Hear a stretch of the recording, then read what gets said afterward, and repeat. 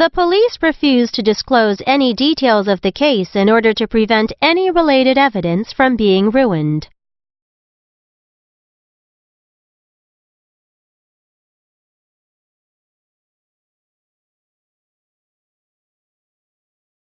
Thomas shouldn't have disregarded his parents' warnings and spent so much money on unnecessary luxuries. Now he is in huge debt.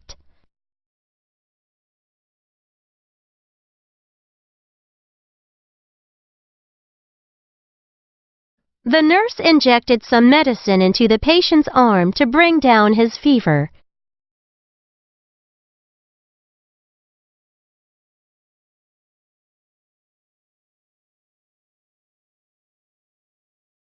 In the movie, the secret agent hid in the corner to reload her gun right after firing all of the bullets.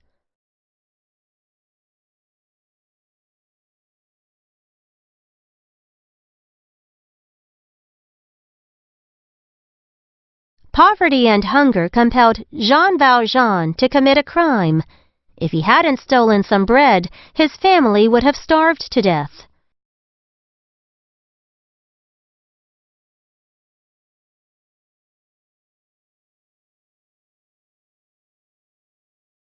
To boost the tennis player's confidence after his defeat in the match, his fans left messages of encouragement on his Facebook page.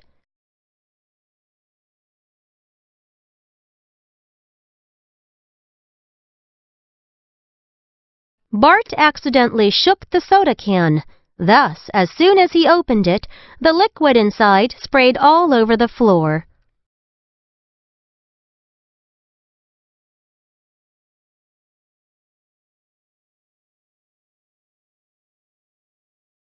Sitting in the back seat of a vehicle without wearing a seatbelt is banned in Taiwan. There is a fine of at least 1,500 NT dollars for breaking the rule.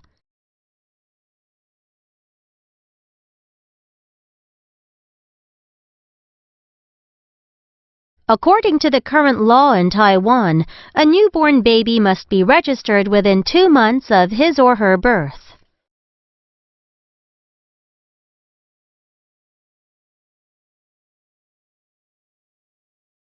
Owing to the growing popularity of smartphones, the demand for cameras has declined.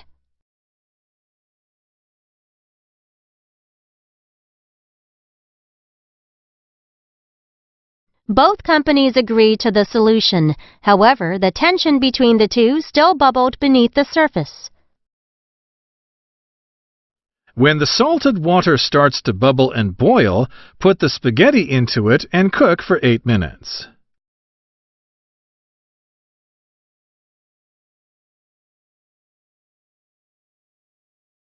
Brazil is rich in natural resources. It exports iron, oil, and wood to many other countries.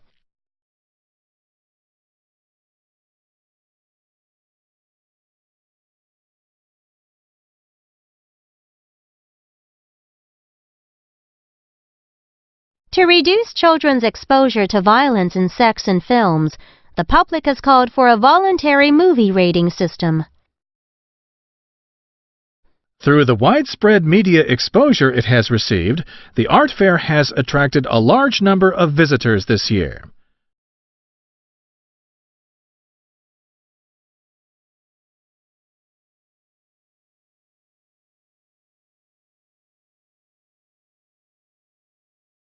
With the treatments for infertility, Mrs. Muller eventually got pregnant and gave birth this summer.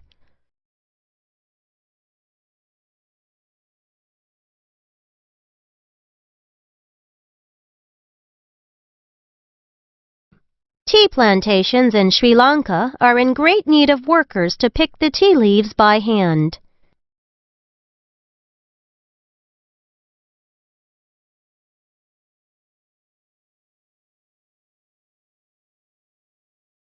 Jimmy tugged at his sister's arm while she was about to cross the road so that they wouldn't go through a red light.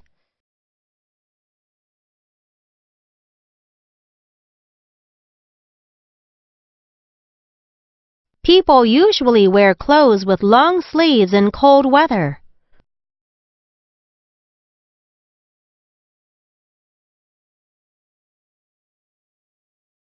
To the people in this village, a good harvest means having enough food for the whole year.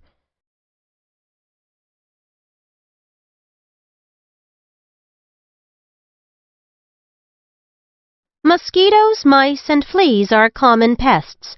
They often spread viruses to humans.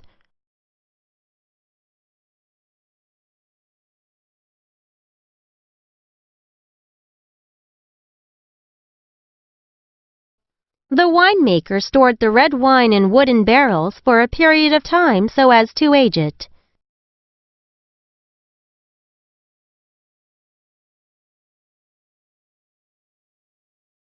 With sufficient sunlight and rainfall, it is estimated that there will be a high yield of wheat this year.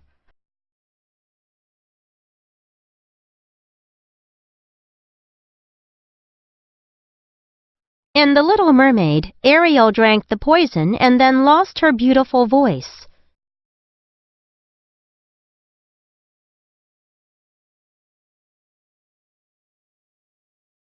Ms. Tyler joined the staff of the factory in 1980 and retired in 2013.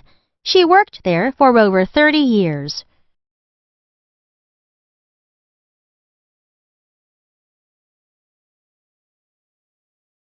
Martin Luther King organized several campaigns for civil rights by launching marches and delivering speeches.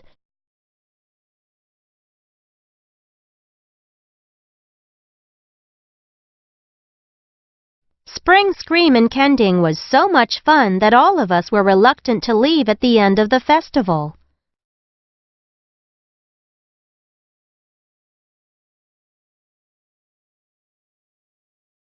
The illuminating speech not only pointed out the blind spots most people had, but also made me think about what justice really meant.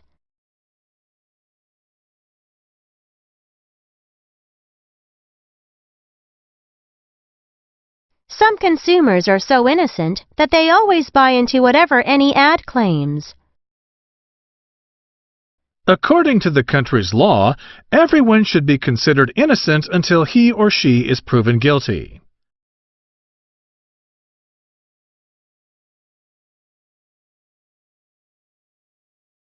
Fred went to the same cram school, day in, day out, after school when he was a teenager.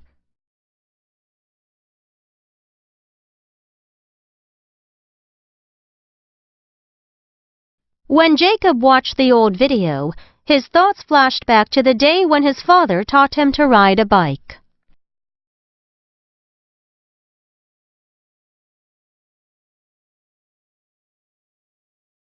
The school team was defeated in the final. After the game, every member of the team was frustrated and completely lost for words.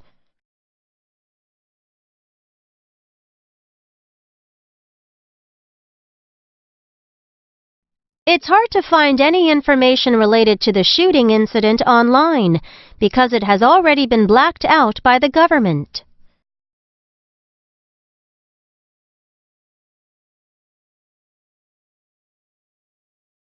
The little tree becomes taller and stronger day after day.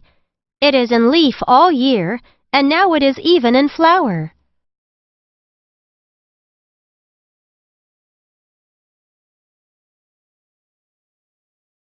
Over the centuries, the indigenous tribes have lived in accord with the environment. They treasure the natural resources they've been blessed with.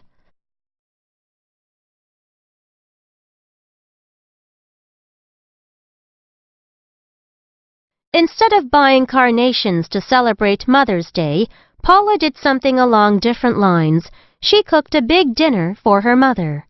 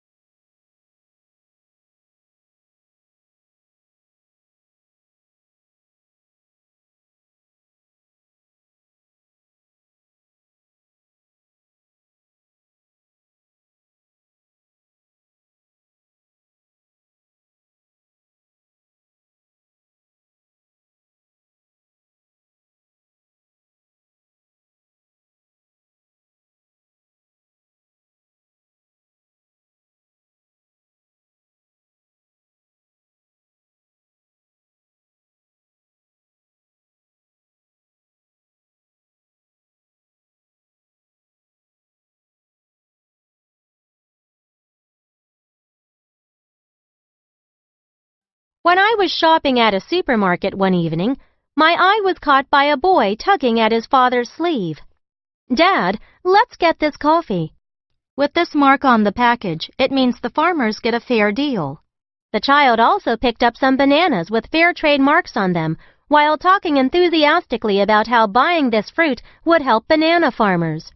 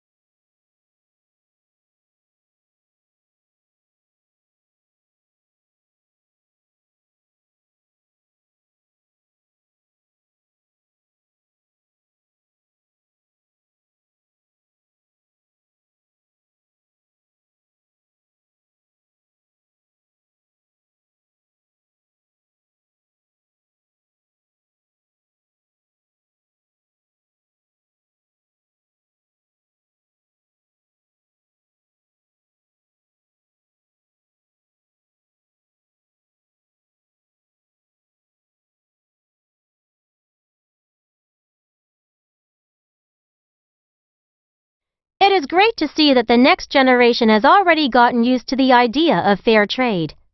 To them, it is obviously right that the farmers who work day in, day out in the fields should get a fair price.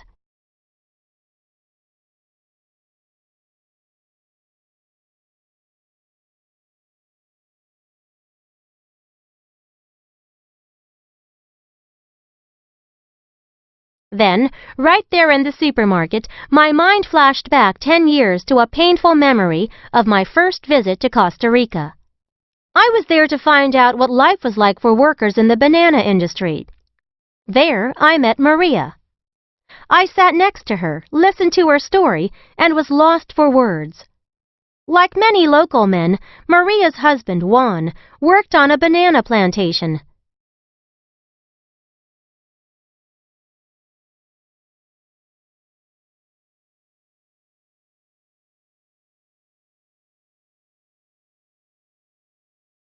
His job was to inject a chemical called DBCP into the ground with a handheld device to kill pests and boost harvests.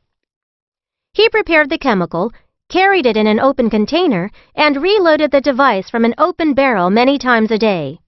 As he worked, he breathed in DBCP, which was also often sprayed on his skin.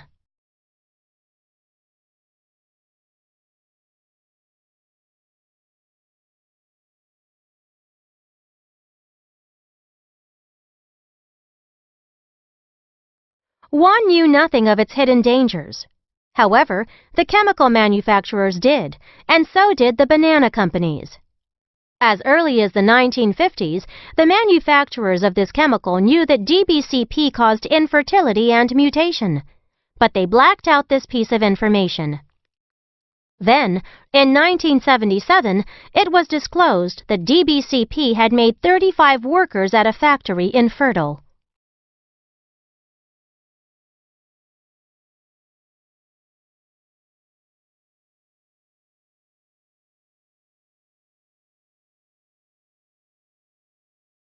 The U.S. government quickly banned its use and stopped registering products containing DBCP. Nevertheless, the manufacturers of this chemical went on exporting it to poor countries. The banana companies also continued to use it, since they needed to make sure that banana yields would not decline.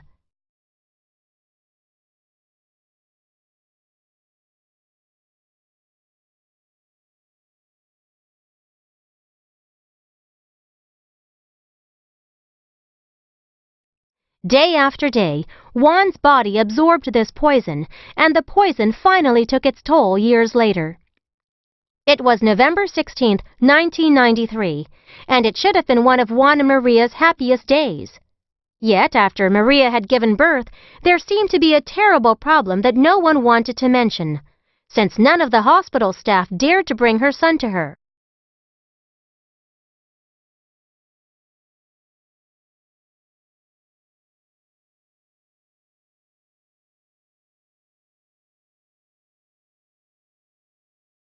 When she finally held her son in her arms, she understood why the staff had been reluctant to show her the baby.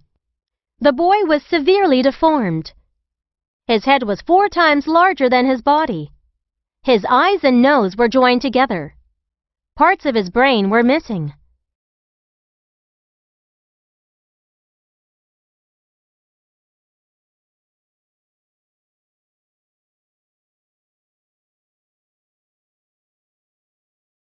And it had all been caused by his father's constant exposure to DBCP. Rage bubbled up inside me because the manufacturers knew of the dangers of DBCP, but they disregarded them.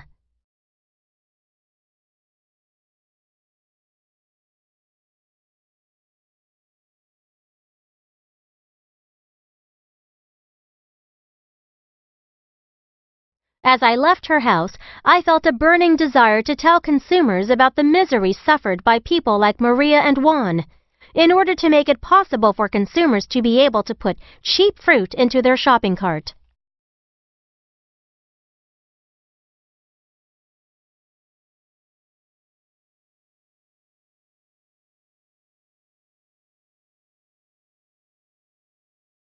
Earlier that day, I also met Carlos, a former banana worker who had lost his sight and suffered from infertility due to DBCP. I asked Carlos if he would like to give a message to people who bought bananas from Costa Rica. His response was illuminating. Bananas carry a high cost in my country.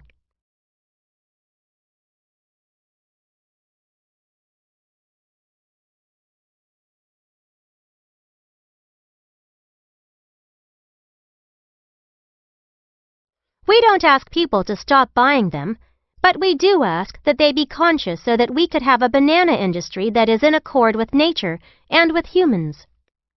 We hope to continue producing bananas, but we hope to continue doing so in humane and ecologically sound living conditions.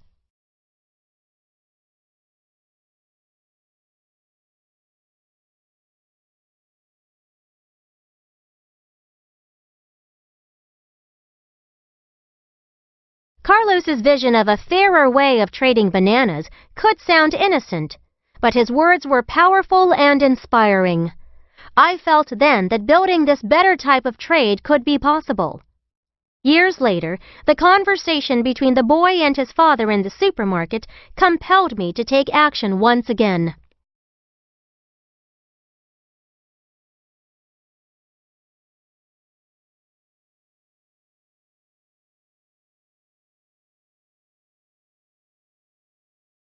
I'm glad to learn that across the world, more and more people are thinking along the same lines. The beginnings of a new global campaign are stirring.